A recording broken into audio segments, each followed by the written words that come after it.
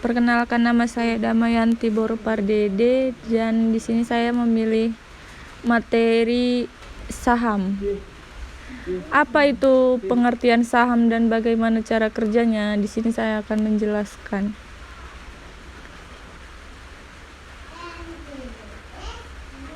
Sekilas yang diketahui adalah bahwa saham itu bisa memberi keuntungan berlipat-lipat dan sebaliknya kerugian yang besar.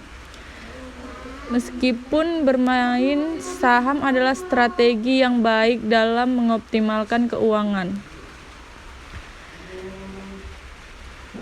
Dan di sini saya akan menjelaskan pengertian saham. Sebelum lebih jauh, kenali dulu pengertian saham. Menurut Bursa Efek Indonesia atau BEI, definisi saham itu adalah tanda penyertaan modal dalam suatu perusahaan atau perseroan terbatas. Karena itu, tanamkan modal maka punya klaim atas pendapatan perusahaan, klaim atas aset perusahaan, dan berhak hadir dalam rapat umum pemegang saham atau RUPS. Bahasa sederhananya yaitu saham itu semacam bukti kepemilikan seseorang atas sebuah perusahaan atau badan usaha. Di sini dapat kita lihat pengertian saham menurut kategorinya, yaitu yang pertama saham biasa. Saham biasa adalah surat berharga yang berfungsi sebagai bukti kepemilikan suatu perusahaan. Pemilik berhak menerima sebagian pendapatan atau dividen dari perusahaan serta bersedia menanggung risiko kerugian yang diderita perusahaan. Mereka yang memiliki saham perusahaan punya hak ambil bagian terhadap pengelolaan perusahaan. Besaran porsi hak pengelolaan ini tergantung dengan jumlah saham yang dimiliki. Ketika perusahaan untung, maka mereka yang punya persentase saham yang besar akan menerima porsi keuntungan yang besar. Sebaliknya, mereka juga bersiap menderita kerugian jika perusahaan itu gagal memperoleh pendapatan. Dan yang kedua, saham preferen. Saham preferen itu adalah surat berharga yang membuktikan pemiliknya memiliki hak lebih dari pemegang saham biasa. Pemegang saham ini berhak didahulukan saat pembagian keuntungan perusahaan atau dividen. Terus juga, jadi yang pertama dalam hal pembayaran kembali modal yang disetorkan jika perusahaan dilikuidasi. Terkesan saham preferen lebih baik daripada saham biasa, padahal tidaklah demikian. Saham preferen tidaklah lebih baik, tetapi hanya berbeda dari saham biasa. Dalam kenyataannya, cara terbaik memandang saham preferen itu adalah dengan melepaskan hak memiliki perusahaan demi dapat perlindungan layaknya kreditur. Begitulah perbedaan dari saham biasa dan saham preferen. Selanjutnya, pengertian keuntungan saham.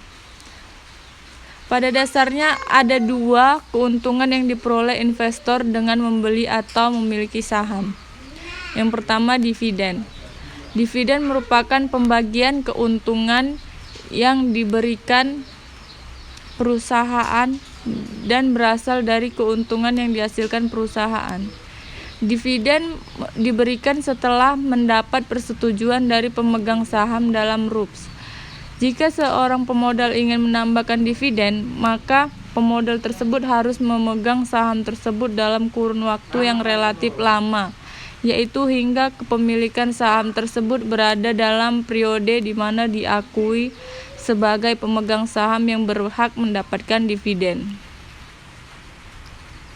Selanjutnya, capital gain. Capital gain merupakan selisih antara harga beli dan harga jual. Capital gain terbentuk dengan adanya aktivitas perdagangan saham di pasar sekunder. Misalnya nih, investor membeli saham ABC dengan harga per saham 3.000. Kemudian menjualnya dengan harga 3.500 per saham, yang berarti pemodal tersebut mendapatkan capital gain sebesar 500 untuk setiap saham yang dijualnya.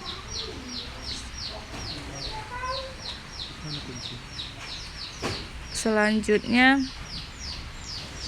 risiko saham.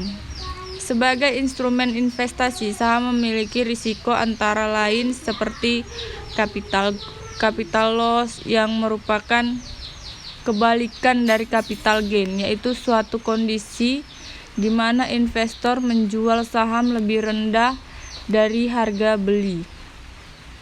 Misalnya, saham PT Raja Wali yang dibeli dengan harga 2.000 per saham, kemudian harga saham tersebut terus mengalami penurunan hingga mencapai 1.400 per saham. Karena takut harga saham tersebut akan terus turun, investor menjual pada harga 1.400 tersebut hingga mengalami kerugian 600 per sahamnya. Begitulah contoh dari capital loss. Selanjutnya, risiko likuidasi. Di sini kita dapat lihat pengertiannya, yaitu perusahaan yang sahamnya dimiliki dinyatakan bangkrut oleh pengadilan atau perusahaan tersebut dibubarkan. Dalam hal ini, hak klaim dari pemegang saham mendapat prioritas terakhir setelah seluruh kewajiban perusahaan dapat dilunasi atau dari hasil penjualan kekayaan perusahaan.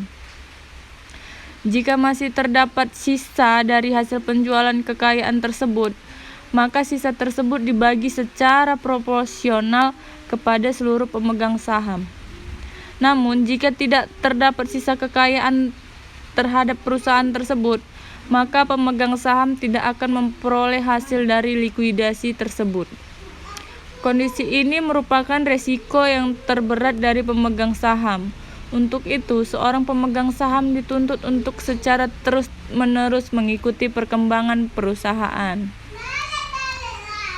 Selanjutnya, kita mendapat di bagian akhir, yaitu penutup. Dari pengertian yang di atas dapat kita simpulkan pengertian dari saham, yaitu suatu bukti adanya penyertaan dari seseorang atau institusi perusahaan. Dan saya juga di sini ingin menambahkan cara kerja saham supaya memberi keuntungan. Analogi sederhananya adalah pemegang saham adalah pemilik perusahaan. Maka jika pemilik perusahaan itu untung, pastinya keuntungan akan jatuh kepada pemiliknya. Laba bersih yang diraup perusahaan ketika kinerjanya bagus akan disisihkan kepada pemilik saham. Bagaimana pembagiannya? Yaitu dengan cara capital gain yang saya sebutkan sebelumnya, dividen gitu. Keuntungannya didapat dari pertumbuhan nilai aset dan modal. Itulah pengertian dari saham.